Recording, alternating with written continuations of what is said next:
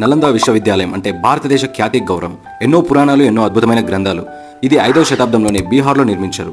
ప్రపంచంలోనే మొదటి residential university. ఇక్కడ చదువుకోవడానికి దేశ విదేశాల నుండి వచ్చేవారు. గుప్తుల కాలంలో విరసిల్లింది. అంత అద్భుతమైన యూనివర్సిటీని 12వ శతాబ్దంలో బక్తియార్ ఖిల్జీ టుర్కిష్ సైన్యంతో వచ్చి నలంద యూనివర్సిటీని తగలబెట్టాడు. ఒకసారి ఆలోచించారా, దేశ విదేశాల నుండి వస్తున్నారంటే ఎన్ని వసతులు ఉంటాయో కదా. ఆస్ట్రానమీ, మ్యాథమెటిక్స్, మెడిసిన్ ఇక్కడ బోధించే సమర్థవంతమైన గురువులు కలరు. చదువుకోవడానికి లైబ్రరీస్, పాఠాలు వినడానికి క్లాస్ రూమ్స్, ఇవన్నీ 5వ శతాబ్దంలోనే ఉన్నాయంటే మామూలు విషయం కాదు. 5వ శతాబ్దంలోనే లైబ్రరీస్ ని ధర్మగజంగా అని పిలిచేవారు.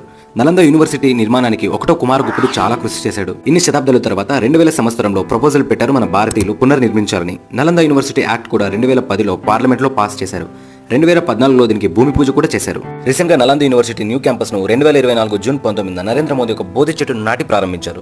బోధి చెట్టు బౌద్ధానికి గుర్తు. ఆ పుస్తకాలు, శాసనాలు, పురాణాలు ఉండి ఉంటే భారత్ అగ్రరాజ్యంగా ఖచ్చితంగా ఎదిగేది. దీంట్లో సందేహపడాల్సిన అవసరమే లేదు. వీడియో